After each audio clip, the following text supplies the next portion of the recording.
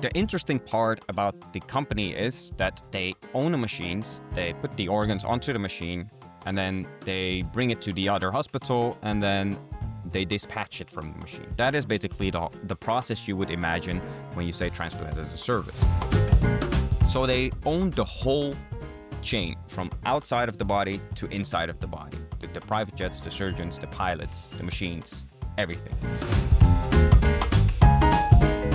And we're talking about 72% gross margins, a company that is profitable. I believe 30% of their market cap sits in cash. They have no debt, and they own about 90% of the mobile language learning market.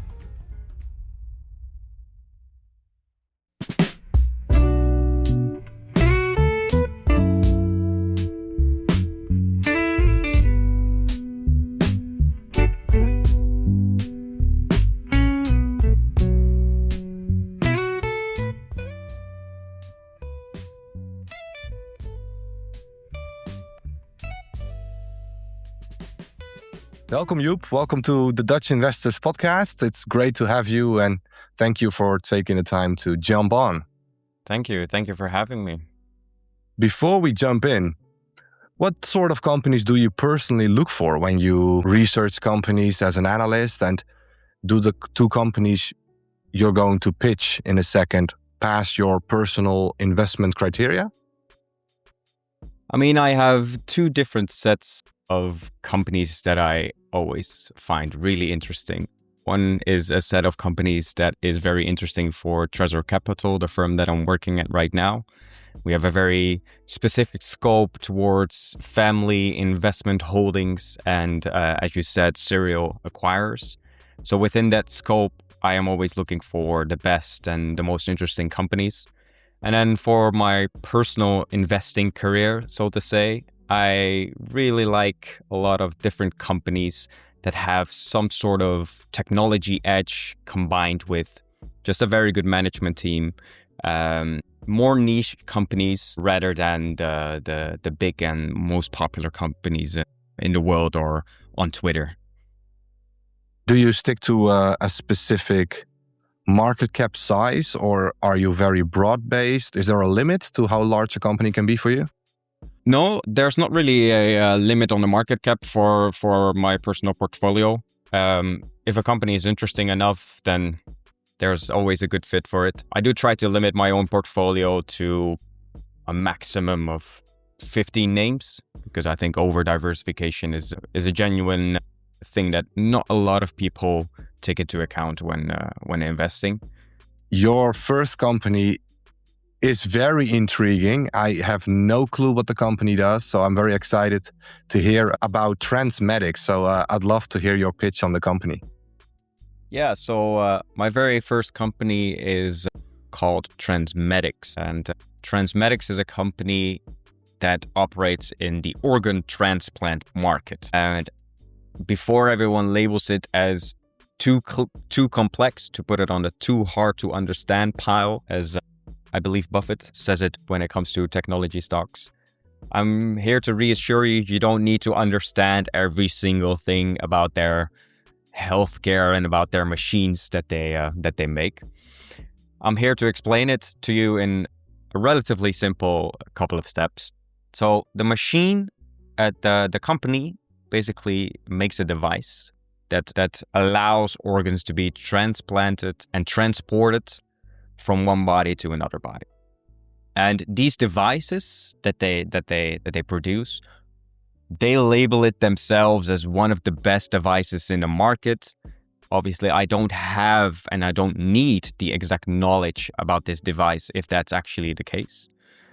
Because the whole investment thesis of this company is that they have a very good device, but they have an amazing supply chain network around it. If a hospital needs to organize a transplant, then they can just call Transmedics, and then they take care of everything from body to body.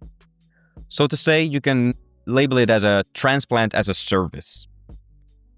I'm calling that the guys on X call it that it's a new term specifically made for this company, Transplant As A Service, TAAS. And let me explain how that works.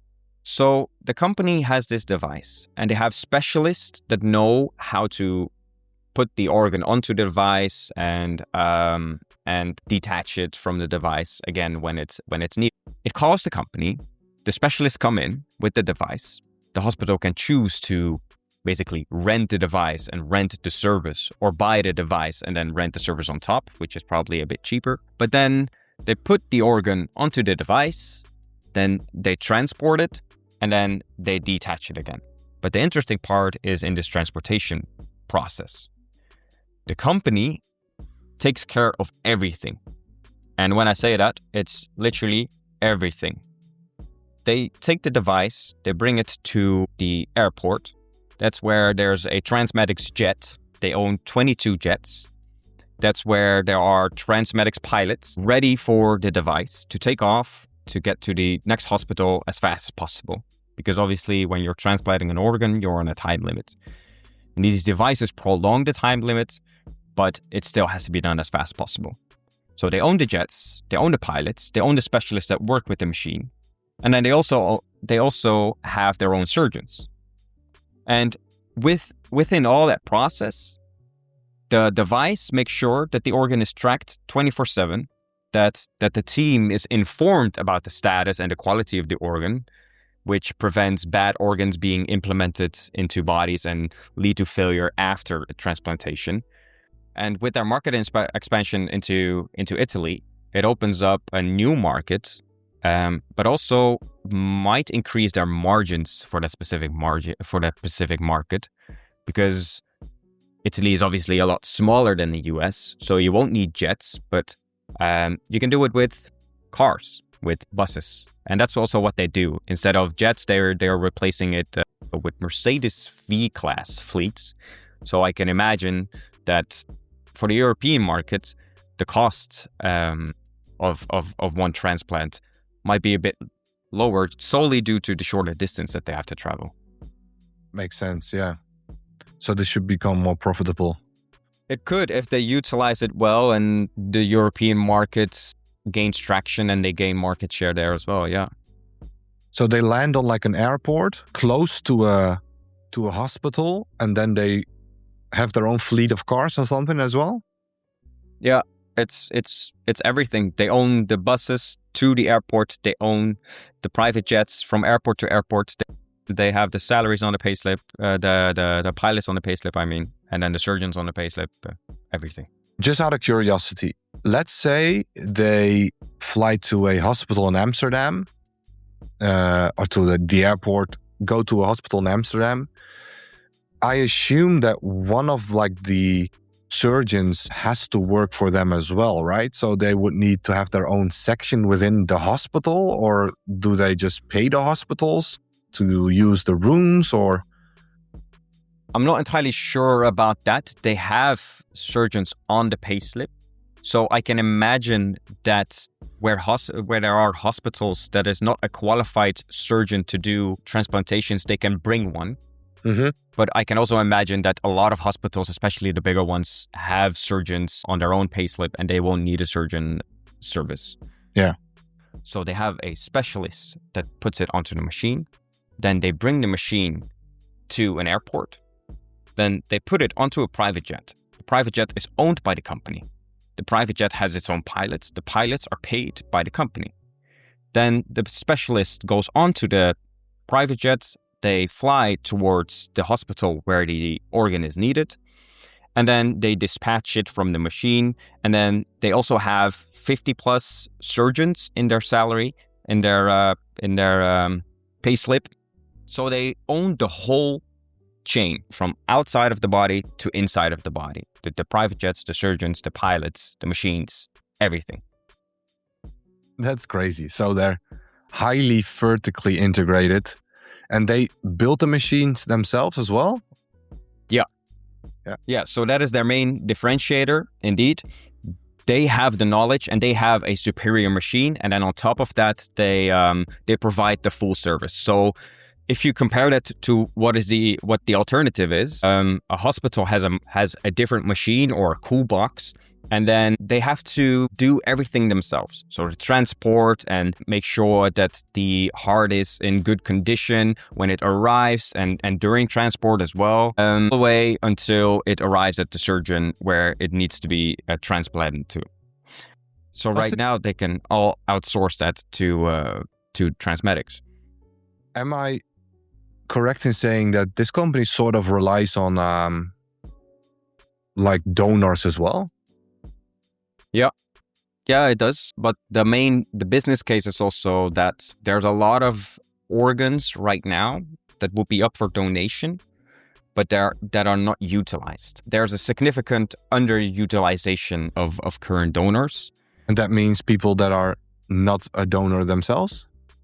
People that, no, that's not really what I'm aiming at. It's people that would be donors, but that just can't get, that they can't get there in time, for example, or there's just not enough capacity to move their organ towards a different body. There's two different types of deaths, so to say. And there's the death called donation after brain death. And this is where the organs are still functioning, but the brain is not. And from here, this is the easier one, because you can all the way up to the operation for a donor. You have all the time in the world. You can plan everything, because as long as the organs are beating or pumping the blood, everything's fine. And then as soon as you cut that off, you can just transport it directly into the other body, so to say. Then that is quite straightforward, because you can set the timing of the extraction of the organ and the implementation yourself on beforehand. Obviously, when you put it out of the body, there's a short window to put it back in. But that makes sense. And then you have another death called the donation after circulatory death. And this is where someone is on life support and you stop that. And that's where a lot of regulation comes in. Because when you stop the life support, you have to wait until the organs stop by itself. Then you have to wait another 5 minutes just to be sure that the organs have stopped and they won't restart pumping. That happens sometimes. And then when that 5 minutes is over, then you have to recover it as fast as possible. Because within that 5 minutes, there's a high risk of something called warm ischemia. I won't go into full details, but it damages the organ. And then so the whole process of stopping life support all the way until getting it onto a new machine, that has to happen in 30 minutes. And within that 30 minutes, you're already sacrificing like 5 to 10 minutes by just waiting. So you have like a 10 minutes time frame to do it very well, or otherwise the heart is just damaged. And this is where the machine comes in. So they have this, they build their own machines, and the machines are way more advanced than the current environment. And it prevents a lot of these damages once it's installed onto the machine. That's basically it. Yeah, it's just way better. Fascinating. It sounds quite complicated, but what I like about it is that I think this is a company you should invest in if you have a very good management team, since if you haven't really studied like medical sciences or anything, like knowing the ins and outs of a company like this sounds quite complicated. But if you know what they're doing and you know what KPIs to track and you trust the management team in making the right decisions, it seems like a bet on like management, and it's a good cause. That's what I really like about this company. I think it's net beneficial to society, right? Yeah, indeed. And it only gets better towards the future, you would say, because people are getting older. People might need more donors. And this company is single-handedly increasing that in the United States. Like they have a slide somewhere in their deck where they say, okay, this is the exact time point where we have started our program. And we can see from that time point, the organs have increased massively. So they can literally track their own impact on the whole US donor market, which is very interesting.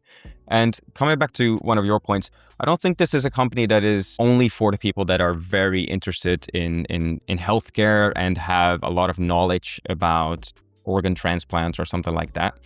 The thing is, the machine itself is too complicated for me as well.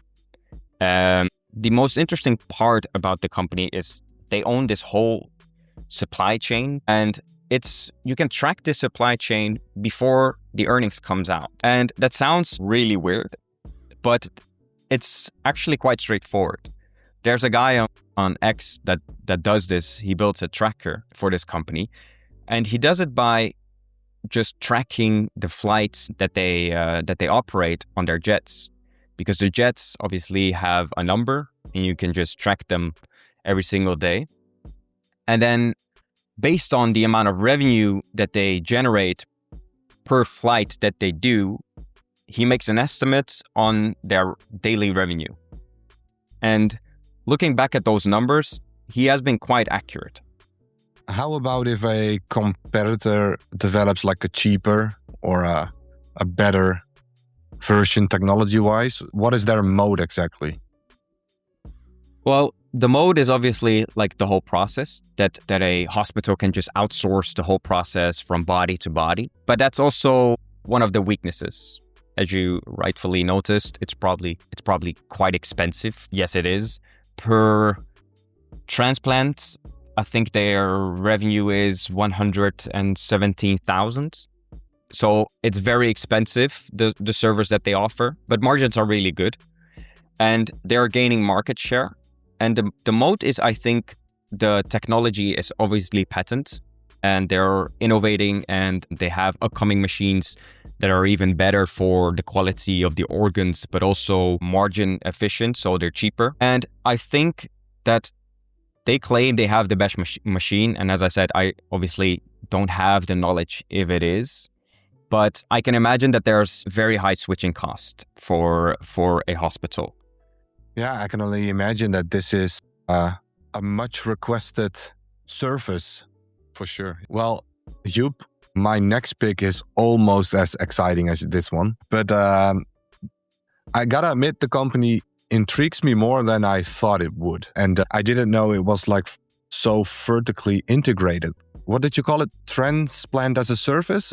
Transplant as a Service. I've never heard of that before, so that's pretty cool as well. That's what the X guys admit. Yeah, it's cool. Yeah. So next, my pick for today, it's a company that's likely sitting on your phone right now. I don't know. It's not? Nope. Okay. No, I don't have it. Well, me neither, but I did have it, and I used it a lot before. And as an educator, I use it a lot with my students as well. It's Duolingo, and it is probably one of the most debated stocks right now. They're famous for the aggressive notifications. If you ignore all the current sentiment and risks, the business is not doing bad at all. It's a high margin, it's low capex, it's a high cash generating business. It looks similar to Spotify. They run a freemium model where about 80% of their revenue comes from subscriptions. And we're talking about 72% gross margins, a company that is profitable. I believe they are like 30% of their market cap sits in cash. They have no debt, and they own about 90% of the mobile language learning market. So obviously there's something going on, right? The red flag, or rather the massive uncertainty and disruption risk, is obviously AI. Think about Gemini or ChatGPT, where you can just ask ChatGPT to be your language tutor and talk to it. But also the easiness to build a similar platform yourself. At least that's the risk, what they're saying. And not to mention the future possibility of instant translation through, I don't know, AirPods maybe. Mm-hmm. To be honest, I love learning, but if I could just have instant translation, I probably wouldn't have the need to learn any language, and I'll just focus on learning a different skill, for example. Exactly, yeah. I would agree with that. Yeah. So one could argue that Duolingo is more than an educational app. It's more of like a habit company. And For example, two of our analysts own the company. Their mode is sort of a data flywheel. And with millions of users, they run A and B tests all day long and more than anyone else to figure out exactly how you keep coming back. So they're sort of fighting for your attention. They use gamification, like the streak, for example, to win that battle. And I am on the fence with Duolingo, especially when it comes to AI. I think it can be both a headwind as a tailwind. Management is actually leaning into it. They were one of the first to integrate GPT-4 to their max tier to offer real-time conversation practice. But my skeptical take is that AI is just amazing at translating, but it's terrible at motivating. So you still need sort of discipline to learn. And Duolingo is probably one of the few companies that has turned that discipline into a game. Yeah. I have a question though, but yeah, obviously it keeps you disciplined on a daily basis, but does it keep you motivated for a longer period of time on a daily basis? So I'm not saying 5 minutes a day, but like 30 minutes or an hour a day. Because in my personal experience, that is what it takes to learn a new language. I think I agree with you. Found a source a couple weeks back that said that 80 or 90% of Duolingo users only use the app like below 2 minutes a day. First of all, I don't know how you monetize people that are on an app for 2 minutes, except if they pay, but I don't believe they paid. I wouldn't be paying for an app if I used it 2 minutes a day. And like the top 5% of Duolingo users account for almost all the revenue. So you could say that there's a lot of like upsell potential, but at the same time, I think like, okay, so my colleagues will not like me saying this, but I think Duolingo is more similar to a Candy Crush than like an Instagram. People get stuck on Instagram for hours, me included sometimes. And I'm like, oh no, I'm in the loop again. I never get stuck on Duolingo. I've tried it. I love learning. I would say I'm a geek for learning. And even they can't really motivate me that long. So I don't know. But it's so profitable and the current valuation is so extremely low that I think we looked at the valuation last time and it was like, if they just grow revenue for like 5 to 10%, you'll get a 12 to 15% return. It's crazy, but you know, the risk of disruption is massive. Yeah. I would agree that the AI translation and hardware instant translation with classes or something like that, we're still far from that, in a sense of not that the technology doesn't exist, but global adoption of that technology. Because if there will be glasses or AirPods that will do instant translation, it won't be cheap. And I think there will be a lot of people that won't be able to afford it, that still want to learn the language. And I think they have an incredible platform with the amount of users that they have built. But speaking from personal experience, the only thing that will actually learn you a language, let's talk about a language. Obviously, they have more than that, but that's what they're most known for, is speaking the language, being forced to speak the language, speaking the language for 30 minutes a day minimum, an hour a day minimum. I personally tried it with Spanish because I had to. I moved to Chile for 6 months. I tried Duolingo and I noticed that I really tried to push myself and learn the language on the app, but it was so slow paced as well. I was like, I'm ready to learn something new now. I'm ready to learn some grammar. I'm ready to learn some actual sentences. But Did you pay for the app? I did not, no. But eventually I found like a substitute, which was just a podcast. And I was actually hearing the people speak the language, a full-on conversation, repeating the conversation. And I noticed that helped me so much more than just filling in a couple of sentences, a couple of words every single day. And that's where I think a lot of people are on the same page when it comes to Duolingo. Yeah, so why did I pick Duolingo? I think if you believe that the AI disruption is overblown, there is so much to like about this company from a fundamental basis. It's founder-led. I love the mission. They have a ton of optionality. They can literally expand into any subject they want. So, I mean, language might be disrupted, right? But they can lean into chess. They can lean into math. They can lean into programming. They can lean into whatever they want, geography, you name it. They have no debt. Revenue is growing, high margins. So, I mean, they're market leaders. So there's a lot to like. And if you think the AI disruption is overblown, like I said, it's probably a good company to look into. If I'm being completely honest, I don't think I'll be investing in Duolingo anytime soon. I think the range of possible outcomes is too large for me personally, even though the current valuation is so much more attractive than it's ever been before. So I always come back to this quote from Buffett when facing these kinds of decisions. And I believe he said, I don't look to jump over 7-foot bars. I look around for 1-foot bars that I can step over. And this feels like a 7-foot bar. Why just risk it for, if you can just, I don't know, pick a company like Transmedics that feels like they can't really get disrupted by AI, or like a retailer where the possible outcomes are less diverse. So those are my thoughts. Yeah, I think I would agree. I think, first of all, if you have used a product before of a company and you don't believe in that product yourself, I find it very hard to invest in that company on personal beliefs. And I have to agree that the AI discussion is probably a bit overblown. We see it in other software names, but I still would be hesitant, just because I wouldn't never invest because I don't believe in the product. But from a valuation point, I see why some people would say right now, like, it's overblown and there's good IRRs for the future. Yeah. All right.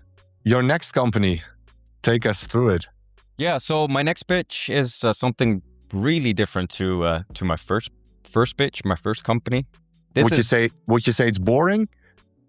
I wouldn't say. I mean, maybe the explaining it might be a little bit boring, but the company itself is definitely not boring. It's a company that also is in our interest at the firm, at Tresor Capital, where I'm an analyst. And the company is called Brookfield Corporation, to be exact. And I think more people would have heard of this company. It's a relatively large company. It's an alternative asset manager, originally from Canada, but is also listed on the New York Stock Exchange with the ticker BN. And not to be confused with Brookfield Asset Management. It's another publicly listed company, and it's part of the ecosystem. Brookfield Corporation is the holding company above Brookfield Asset Management. Okay. What makes this company so interesting is that it is into the same bracket. It's moving into the same bracket as Berkshire Hathaway and also Markel, which are investment-led insurers. They have insurance, which creates a float, and with that float, they invest in higher returning opportunities, public equities. They own private companies, and then they create a nice return, and then they can cover their insurance bit and then earn more on top of that. And Brookfield is slowly moving into this as well, because you have Brookfield Asset Management, which is their asset manager, more like a BlackRock, a Blackstone, or an EQT, which are the private equity players in the world. Big private equity players. They manage institutional investor capital and retail investor capital. And then on the other side, they have Brookfield Wealth Solutions. This is not a publicly listed company, and they own 100% of it. From Brookfield Asset Management, they own 73%. And this Brookfield Wealth Solutions is where they create, it's a new division since 2020, and this is where they create annuities. So this is the insurance part. They get annuities from like 401ks, the pension plans in the United States, and then they can, with that money, they can invest it under their Brookfield Asset Management division. They can create returns and then get like a flywheel internally where more AUM in the wealth solutions creates more float for the Brookfield Asset Management. And then more float, obviously when you invested well, means more returns, more dividends for Brookfield Corporation. You got that? It is quite complex, or well, a bit like it goes to different places. Is there a reason why there's so many like different divisions within and like different stakes within those companies? Is there like a reason for it, or? I mean, a reason, it's a conglomerate. It's just very big. Yeah. And I don't know, I don't think there's a specific reason for it or an explanation. It's just how it is. And it's complex to understand, but that's also what makes it interesting. Because if a company is very complex, it gets a label as a complexity premium. And I think that is the case for this specific company. Because it's a very complex ecosystem to go from Brookfield Corporation to Brookfield Asset Management to Wealth Solutions to also operating businesses that they own, that a lot of analysts and especially retail investors just don't know what is going on, and therefore makes it really hard to analyze. And if you do this well, I would say you have an edge on most retail investors, and that creates this premium. And the main thing about Brookfield is, if you're not convinced yet, let me tell you a little bit about their performances. Brookfield, it's a very old company already. And over 30 years, they've managed to get an annualized total return of 19%. So they're up there with Berkshire Hathaway when it comes to returns. And then if you think like 19%, everyone would like that, right? Over 30 years, that's incredible. But not only that, is 19%. It's only getting better. If you look at 20 years, it's 20 years ago, it was 16% CAGR. The last 10 years, it's 17% CAGR. In the last 5 years, it's 22% CAGR. So over the last 20 years, it has improved so much. And that's what really should convince you to look into this stock, I would say. Is Brookfield a company that uses a lot of leverage? No, I don't think so, because there's not a lot of debt on their... I don't think there's a lot of debt on their balance sheet, but obviously there's a lot of capital that they don't own themselves. That makes sense. And am I correct in saying that if you buy, Brookfield Corporation, you're sort of getting a discount on like the management business? Brookfield Asset Management. Exactly. Yeah, because Brookfield Asset Management also has a little bit of this complexity premium. Let's just put it like that for now. Mm-hmm. They also trade at a discount normally. So it's the same thing with the next company that you're going to discuss, where you have one company owning the other one. And if the company that they own trades at a discount, then you're getting like a double discount, so to say, when you own Brookfield Corporation. And I think this is also just a case of incredible management and still a lot of potential, because management is just the main CEO of Brookfield Corporation is Bruce Flatt. Incredible allocator and incredible speaker as well. I would definitely advise you to read shareholder letters and to watch interviews of Bruce Flatt, because he's very optimistic always about Brookfield, but it's very interesting. But I have a high hat of management, because they have an investor day every year, and then every 5 years they set out targets. And if you look at the targets that they set out in 2020 in the midst of COVID, so in one of the big crashes from our time, they set out very, very high targets for themselves. If you look, those targets were for 2025. And if you look at those targets, they've met every single target that they've set. So if you have a look at their latest investor day, which was 2025, they set out new targets for 2030. And if management managed to accomplish all their targets previous time, then obviously you should listen to their targets for the next 5 years as well, because they're very credible.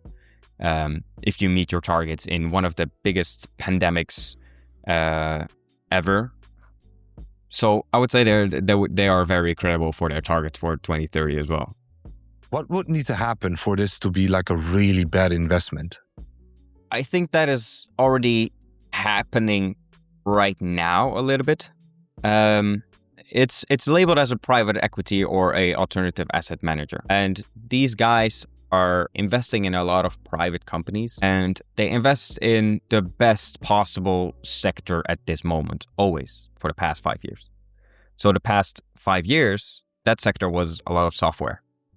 And if you have a look at the companies like KKR, Blackstone, BlackRock, and also Brookfield, you would see that they're currently at a dip of 40% from their highs, if not more. And that has a lot to do with investors thinking they have a lot of exposure to software, and that these investments into these private software firms become insolvable and less valuable, and that they eventually have big write-offs. For Brookfield specific, that is not really the case. It's getting punished because it's labeled as one of those companies, but management has continuously communicated they only have maximum 1% exposure to software companies compared to other asset managers where that's between like 7 to 15. For Brookfield, that specific thing is, in my opinion, a little bit overblown. And the other part that they're very exposed to is the interest rates. Lower interest rates means cheaper financing for private equity. So higher interest rates and uncertainty when it comes to interest rates is not great for these companies. Interesting business. Do you own it yourself? I own it myself. Yes, it's one of my larger positions, and like I said, that's also because I believe a lot in management. It's a very well diversified company which I really like. What you said you didn't really like is with the insurance, with the asset management, and within the asset management, there's a lot of diversity in renewables, in AI, in real estate. So yeah. So I like the business model. Maybe you misunderstood me. I just don't feel like my edge is within understanding the ins and outs of insurance and float.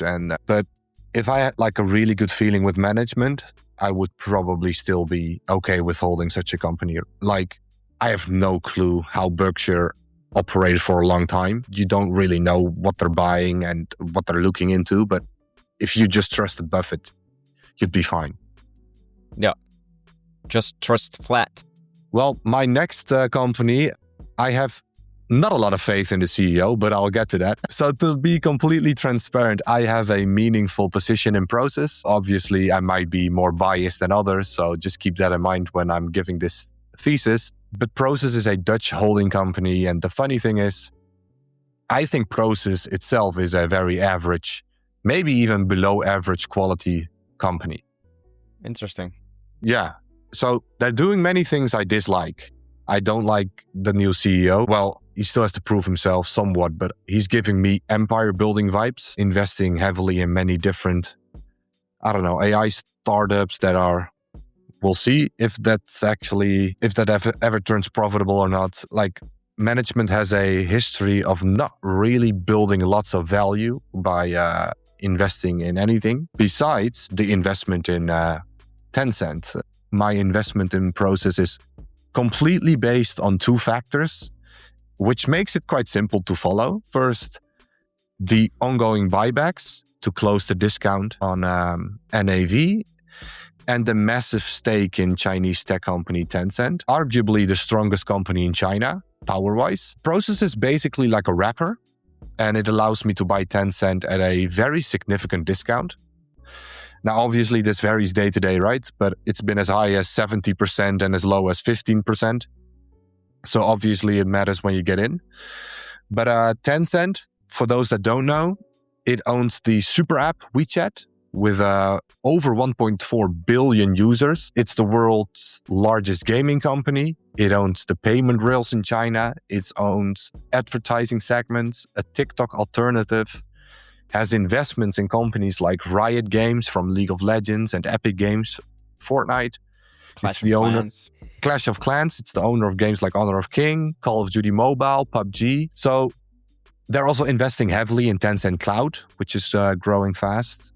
Currently, I believe, number 3 behind Alibaba and Huawei Cloud. They also have like a Netflix alternative called Tencent Video, Spotify alternative. Yeah, Tencent Music, Facebook and Instagram alternatives. So, I mean, we call this an ecosystem mode. It's the rarest kind of mode. It's basically network effects, switching costs, intangible assets, massive scale, all just working together, just like Alphabet and Meta and Amazon.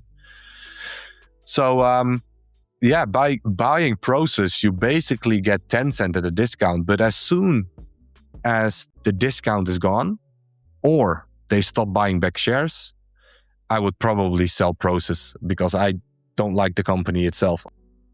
No, I think I also personally own it, just to give a disclaimer there. But I have a different view on what they're doing on the side, to be honest. Okay. Because I think that what they're doing and the companies that they own is actually trying to replicate a little bit of what Tencent is doing, but then in different markets. Because if you look at their portfolio, they own a lot of different platforms and a lot of different tech-based companies and also food delivery, but that's also on a platform where they can cross-sell and link things to each and another platform where they can increase their own sales and create this flywheel. And they're present in emerging markets like India and Latin America, and also quite big in Europe. But I think with all those platforms that are being used by millions of users a day, they can actually try to replicate like this type of ecosystem when they cross-sell it well. I understand what you're saying, and I sort of can agree with you. So I'm not saying that the other parts of Prosus have no value. There is definitely potential. Prosus has to try something, right? If they don't invest in anything else, they are basically eventually worthless, where they sold all Tencent shares and have nothing left. So they're sort of killing their own business. So I completely understand that they need to make investments elsewhere to create value. Besides Tencent, it's currently mostly a collection of loss-making, low-margin ventures. They have potential. For example, I think PayU in India has a lot of potential. If they can make the food delivery, they are market leader there in lots of areas. Although the market is very difficult and low margin, so they'll need to scale it a lot. They're currently investing heavily in like lots of AI startups. Mm-hmm. There's always the potential of a unicorn there. Yeah, that's a hit or miss. Yeah.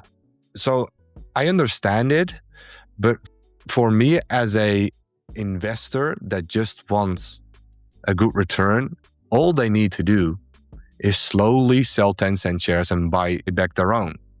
That's how they create value for me. It's true, and it's also the main reason why you buy it. Like I do see the potential value of the other parts that they own, but obviously it's only 20% of their net asset value.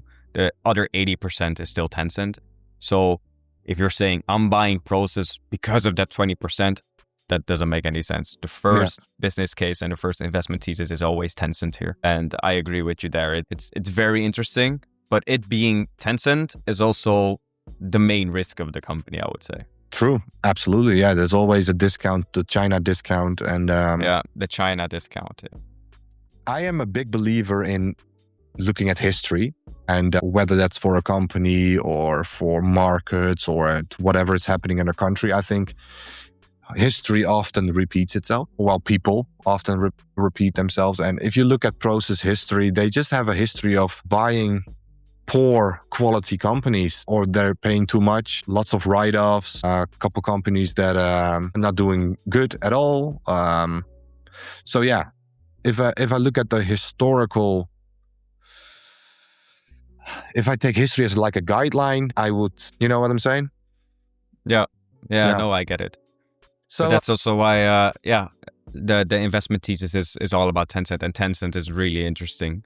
But like we said, the China discount, there's a lot of regulation happening in China for companies like Tencent. And I think last week as well, we got news from regulation from the US that Tencent, they're going to talk about the stakes that they have in these big gaming corporations from the US that might be at risk at some point because there might be a threat to digital security in the United States. And that's the main thing that I dislike about it being China. It's just the political environment for companies is just so uncertain and unstable at some time. For sure.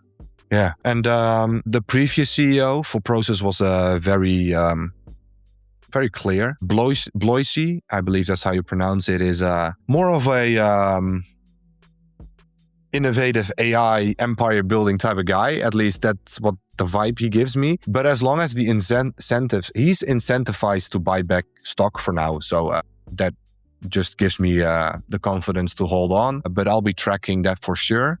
And if Tencent buys back its own stock as well, you're sort of getting like a double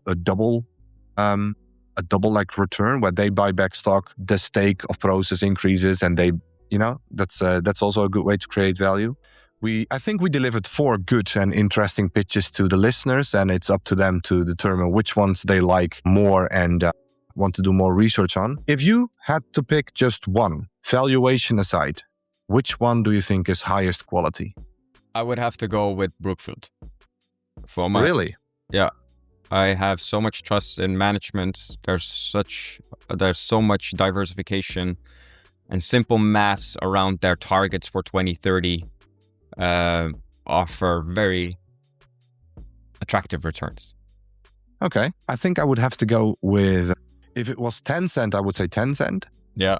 But I think I'll have to go for Transmedics. That business seems very hard to disrupt, and it seems very high quality because there is so much on the line that their quality has to be exceptional for this to work properly.